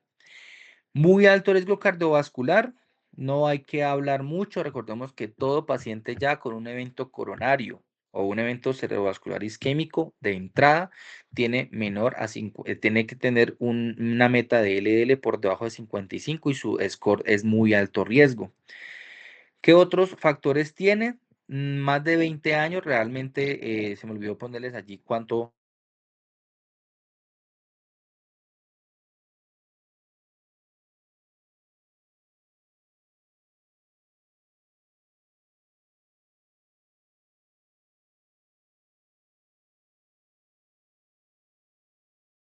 Que sí, tiene un antecedente de un síndrome coronario agudo, tiene diabetes y tiene al menos un factor de riesgo. ¿Cuál factor? No conocemos la lipoproteína, no conocemos la PCR, pero tiene una tasa de filtración por debajo de 60. ¿Cuánto tenía? 44.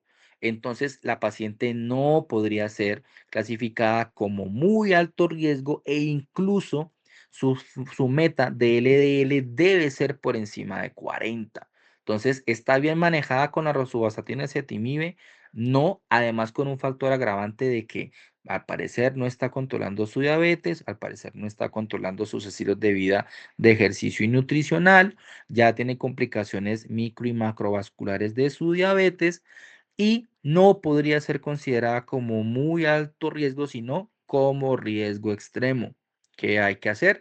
El cálculo de clasificación, 77 años, femenina, raza blanquita, 110-70 de presión, colesterol de 160, HDL de 40, LDL de 100, historia personal de diabetes sí, fuma no, tratamiento con hipertensión, con estatina, con aspirina. Le da 14.9% de valor, lo clasificamos, lo multiplicamos por el factor conversor de 0.54 y le da 8.4 para un riesgo intermedio de volver a tener un evento cardiovascular por lo menos en los próximos 10 años. ¿Qué hacemos entonces? La clasificamos como un riesgo extremo, le damos una meta de LDL por debajo de 40, insistimos en estilo de vida saludable, dieta de ejercicio, no se logró la meta con rosuvastatina, ezetimibe, ¿qué tenemos que hacer? Adicionar inicialmente Los inhibidores del PCSK9, alirocumab o el evolocumab es el que se disponga. Recordemos que igual ambos son titulables, se inician con las dosis ideales, se va titulando cada 2 semanas, se va haciendo un control cada 3 a 6 meses, se cita al paciente y se mira qué grado de control de LDL tiene. Y muchas gracias. Preguntas, dudas o inquietudes. Profe, muchas gracias. La verdad, la charla estuvo muy buena, muy buena. ¿Alguien tiene alguna duda, alguna pregunta, algún aporte?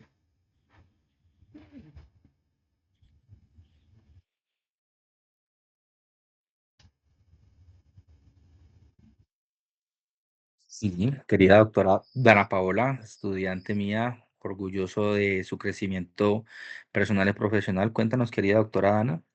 Ay, hola Doc, ¿cómo estás? Buenas noches. Oli. Doc, yo tengo una pregunta. Digamos que Sí. uno en la consulta se enfrenta mucho a pacientes a los cuales uno les inicia el manejo con estatinas y vuelven a control, pues sin avances en metas de sus perfiles lipídicos debido a baja adherencia al tratamiento. En esos pacientes, digamos, si ya han pasado 3, 6 meses desde que se le inició la terapia con las estatinas y que uno nota que realmente no hay controles por poca adherencia farmacológica, en esos yo podría iniciar ese Timibé de una vez o les tengo que seguir dando chance como de que pues sean adherentes al tratamiento inicial.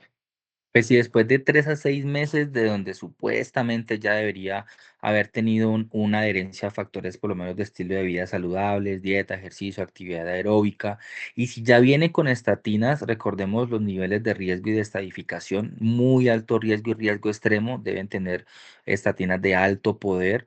Para riesgos altos y riesgos moderados, usted puede iniciar con estatinas de moderada intensidad únicamente y lo evalúa y lo controla que a los 3, 6 meses del paciente no llegó a metas y según él, pues está haciendo las indicaciones nutricionales y las indicaciones de estilos de vida, ahí se adicionaría el ezetimibe o también podrías a esas estatinas adicionarles los otros medicamentos que te menciono, el ácido bempedoico o el icosacopentoato de etilo, también podría ser una posibilidad. Que de los dos me preguntas cuál da más la EPS, pues te digo que hemos visto que está siendo un poco más fácil de tener pacientes con control con el ácido bempedoico. El ácido bempedoico como que lo están dando un poquito más, el icosacopentoato es como un poquito más difícil de que la EPS lo dispense. Entonces, alternativas tienes en ese orden de ideas. Si ya vienes con la torvastatina 40 o vienes con la Rosu 20, podría subirlo un poco, aunque tendrías que vigilar que no vaya a tener de pronto una rhabdomiólisis, que no vaya a tener al subirle la dosis de atorvastatina 80 o Rosu 40, ellos se quejan mucho de dolores musculares, como que calambres, le vigila la creatinina, le haces una CK. Si de pronto no quieres llegar a dosis tan altas o pasar ya a una estatina de alta intensidad, podrías a esa estatina de moderada intensidad, según la dosis, Atorva 40 o Rosu 20, adicionarle Cetimib 10 o podrías también adicionarle el ácido bempedoico más los omegas 3, 6 y 9, que también sería una posibilidad. Si es el paciente de muy alto riesgo o riesgo extremo y no te llega a metas, recuerda que también tienes a disposición los nuevos medicamentos, los PCSK9 o los inhibidores proteicos del ARN, aunque pues te digo el contexto psicosocial y de EPS ahora pues esa lucha va a Ujú. ser a veces complicada, las puedes mandar y ellos los 3 primeros meses, 2 primeros meses se los dan, pero luego ya el tercero, cuarto, la quinta consulta vuelves y le haces el control y se elevan esos valores de perfil lipídico y no, ¿qué pasó? Mm, La EPS no me lo volvió a entregar. Entonces, arsenales orales tienes para poder continuar con el manejo de sus pacientes. Tienes, en resumen, tres alternativas. O subirlo a una dosis de alta intensidad, puedes llegar a Torba 80, Rosu 40, pero vigilando rhabdomiólisis, calambres, función renal y CKMB. Puedes quedarte con la dosis intermedia de Rosu 40, perdón, Rosu 20 y Atorba 40 y le agregarías el ezetimibe o a ese Rosu 40 y a ese Rosu 20 de Atorba 40, siempre los troco, les podrías adicionar ácido bempedoico y omegas 3, 6 y 9 y optimizarías y pues serías muy enfático en control de estilos de vida y nutricionales y ejercicio. Ok, Doc, muchísimas gracias. Vale, no, muchas gracias a ustedes. ¿Alguna otra pregunta, duda o inquietud? ¿Alguna otra duda para el profe?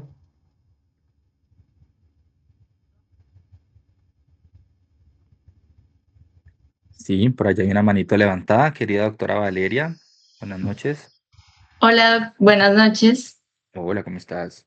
Doctor, una pregunta. En un paciente que a pesar del tratamiento continúa con hipertrigliceridemia, ¿cómo se prioriza el manejo del sistema cardiovascular y el pancreático? Es decir, ¿hasta qué punto se puede dar la terapia sin comprometer el páncreas? Pues realmente para poder tener un riesgo establecido de pancreatitis, esos triglicéridos tienen que estar incluso por encima de 800. Ahí el manejo ya cambiaría. Recuerda que cuando los triglicéridos están entre 150 y 500, los fibratos son la última opción. De hecho, el manejo con estatinas y con ezetimibe logra la meta. Recuerda que con eso tienes una disminución de los valores de triglicéridos hasta el 30%. Entonces, el hecho de tener triglicéridos dependería el grado de que tengas de valor para poder darle el tratamiento específico. De 150 a 500, recuerda que lo ideal es darle estatinas con o sin ezetimibe, darle también el ácido bempedoico junto con el omega 3, 6 y 9 y por último estarían los fibratos. Entonces, digamos que ahí el sistema pancreático no estaría tan en riesgo, no sufriría mucho y igual tendrías que hacer vigilancia y pues lo mismo, factores de estilos de vida, controles nutricionales, alimenticios y eso. Allí los fibratos no son la primera opción, diferente a cuando ya tienes un paciente con triglicéridos por encima de 500, incluso ya por encima de 800, el riesgo de pancreatitis está presente entre el 25 y el 30%, que es un valor para nada despreciable, y allí ya pasaría a tener un tratamiento, incluso me atrevería a decir que vigilando intrahospitalariamente. Los triglicéridos más altos que yo he visto han sido de 1200 y ya con esos valores de 1200 se inicia tratamiento oral con fibratos. Lo ideal es darle fenofibrato, ciprofibrato. El genfibrocilo queda como de último, muy relegadito.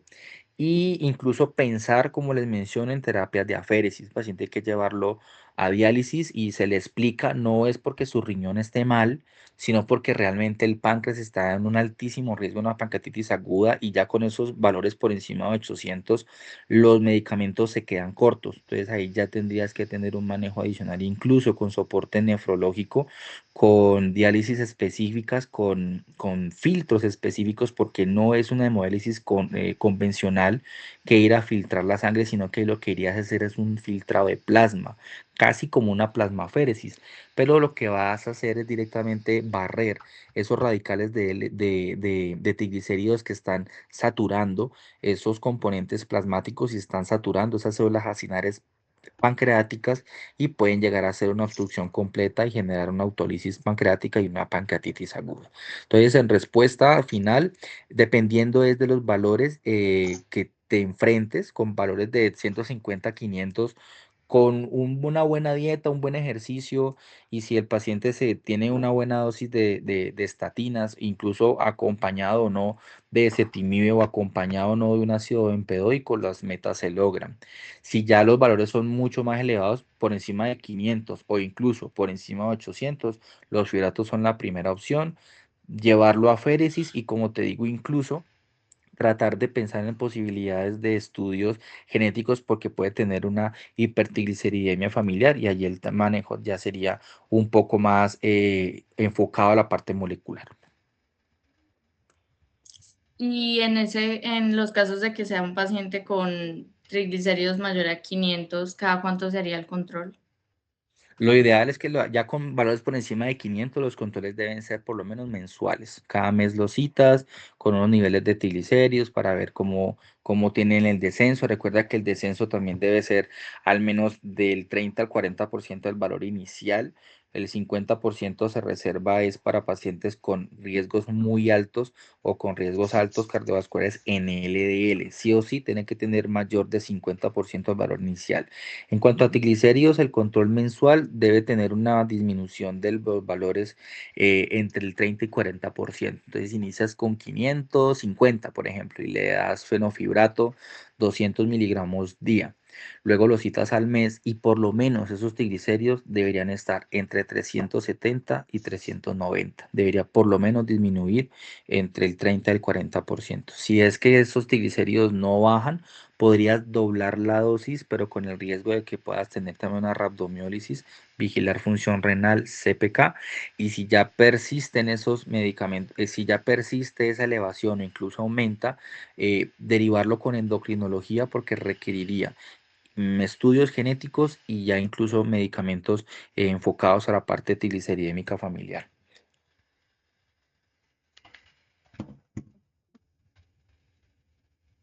Listo, Doc, muchas gracias. Bueno, espero que haya quedado clara la duda. Doctora Ana, ¿tiene otra preguntita? Cuéntame, querida. Ay, Doc, sí, una pregunta. Si uso la escala Prevent para calcular el riesgo cardiovascular, a esa no hay que hacerle ningún cálculo adicional como la otra que toca multiplicarlo por Sí, esos esa va datos. directa. Sí, esa va directa.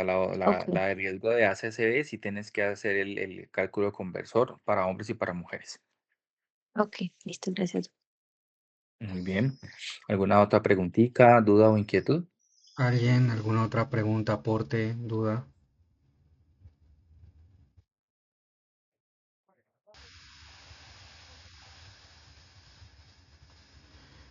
Listo, vale. Bueno, Espero que haya quedado entonces todo muy claro. Nuevamente agradecerle al grupo académico por la invitación, al doctor Chalapuda, al doctor Rojas, a todos los asistentes.